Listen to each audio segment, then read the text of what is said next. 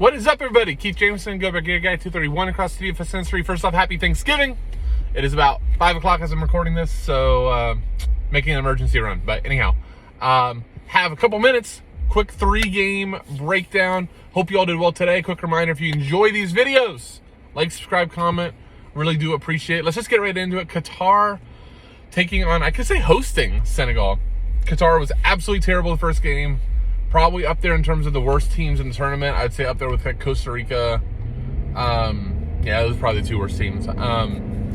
We'll see if they get if they show up a little bit. Senegal, not exactly a powerhouse by any means. Let's just start with a lock. We'll start with the Senegal side because there's a lot more plays on that side. Idrissa Gueye is a lock. I let you all know about him that he'd be taking sets. Last game wasn't like 100% sure. He took almost everything. He's a lock. He's playing like as number 10. He's more of a box-to-box midfielder, but really good player. Plays for Everton, formerly at PSG.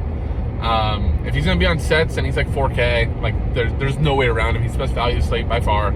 I think the question just becomes from Senegal at that point, do you take any other pieces? Do you take a Diatta? Do you take a Sarr? Sarr looked amazing the first game versus Netherlands, who's a much better team than Qatar. I think he could be fairly popular. Storm and I are going to probably disagree. I probably prefer Sarr over a Saka, Foden, Sterling type. I think Storm prefers them. But even though Storm and I are both American, I believe we can win. And that may or may not be good for my wallet. But anyhow, I'll probably be Sarr greater than England piece, but I couldn't argue with you either way. I do think that, Senegal here with a lot of people waiting late for, misguided USA pieces, England pieces, or Netherlands, it's a really, really good shot to get Senegal pieces versus a Qatar team that feels like they could have let in a lot more goals than they did. So I am very pro any attackers there. Senegal's fullbacks aren't going to get forward a ton, especially with Qatar playing wingbacks. It really pinches the fullback's ability to get forward. I know you didn't see that as much versus Ecuador because they were so bad. I would expect Qatar to show up a little bit more here, so I'm not really interested in the fullbacks. That's good for Senegal. Let's go to Qatar. If anybody's going to create anything, it's Tafif. He takes Monopoly set pieces. He is forward eligible, so I think he's viable. If I'm going to play Qatar pieces here, though, it's going to be like a mini stack and think that they're going to pull off an upset. So like a Afif, Ali, you could go Al Haidos, you could go the fullback, the wingbacks. That's it, though. I don't think there's any other reason to do. I'm not going to spend too much time on it. They're GPP only. Let's go to the second game, which is Netherlands and Ecuador.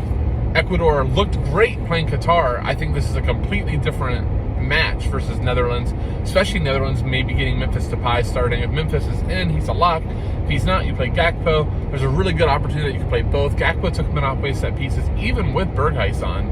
I think maybe Berghuis got like 1 or 2, but I would expect Berghuis was not very good. I expect him to give way well, it depends on like what they do. They could start Memphis and a striker like Jansen and Gakpo. So you got like that, like a front three, and then you can interchange a lot. Or you could do like Memphis and Gakpo, both like interchanging strikers. Excuse me.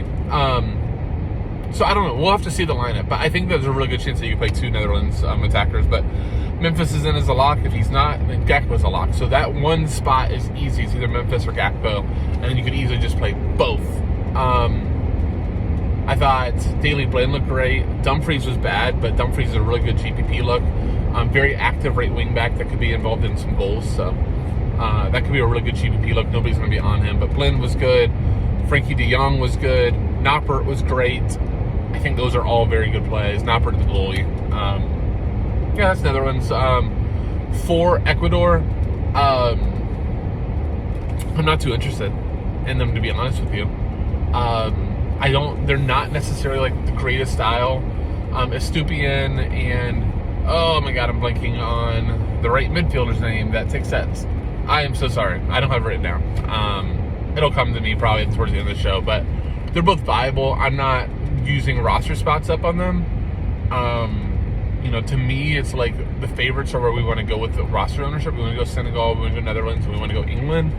So I'm not going out of my way. God, it's going to bug me. I can like picture him too. I just can't do it. Enter Valencia, maybe he'll get some ownership because of the great first game. He's a fade here for me versus a really good Netherlands defense. He could really struggle with the physical Netherlands center backs too. So he would be a fade for me. All right, let's go to the final game. USA, England. And by the way, odds, Senegal is like minus 130, 140. Netherlands is like minus 150, and then England's biggest favorite, minus 180. But I believe that we can win. Thanksgiving narrative. Come on. Let's go, US. Greg, get Gio in the game. Come on. All right. Enough of fandom. Let's talk about the DFS. If you're playing this showdown or if you're playing classic, you're going to be more England than US. US should be playing exclusively on the counter. I don't think that that's in their DNA or what Greg wants, but that's how they have to set up here. England's just far too talented for them. But we have seen like years upon years upon years of USA soccer has been these gritty games and these games that you don't expect them to show up and them just grinding out results. So I really hope that that's what we see.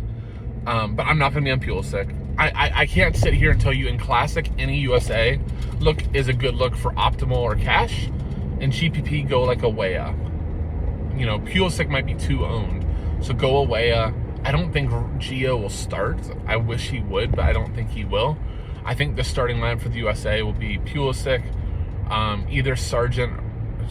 I was going to say Ferreira, but it sounds like, you know, Haji's over him. I really don't know. That striker's to be determined, but they're not in play. And then Weah should be on the right wing. And then you should have your midfield three, unless McKinney's beat up, then that could be a spot for Aaron Center Gio. But it should be Musa, Adams, and Weston, and then the same back line as last game. But yeah, nobody in play for me other than like GPP YOLO for like a Weah. I could see giving Luke Shaw a little bit of problems, or Harry Maguire, I think, is shaded on that side, so maybe he could break through there. For England, Trippier's a lock. He's taking him close to almost all the set pieces. I think you lock him, and I really like Luke Shaw, who also took some set pieces. I think those fullbacks are going to give the USA a whole lot of trouble, especially because England's wings, Saka, Foden, or Sterling, none of them like to get wide. They like the fullbacks to give the width, and then Declan Rice drops deep. That's how like England plays, so the fullbacks are very attacking, whereas like Foden, Saka, and Sterling aren't going to cross the ball a ton because they tuck inside. This sounds fair. It's American. Hopefully Kane's injured. Hopefully he's not actually like injured, especially Kane with ankles. He's too good of a player. You don't want to ever see anybody's get wrecked due to ankle injuries. But I think he didn't have a shot last game. They scored 5 goals, 6 goals, and he didn't have a shot. So maybe the USA's pinching a little bit. I would probably say Kane's gonna be pretty owned, and he'd be a fade for me. But both Saka, Foden, Sterling all in play. But again, your best plays are the fullbacks. Pickford could, his biggest favorite could be in play, but them allowing 2 goals last game, I don't know, man. I'm gonna be biased on this slate in terms of how I build, just because go USA, and I don't want to watch the game and like be rooting for England. So bankroll be damned. Let's go USA. I believe that we can win. And on that note, that's gonna do it for the preview. Hope you guys enjoy. Again, if you did enjoy the video, like, subscribe, comment. Go USA. With that, I'll say, see you.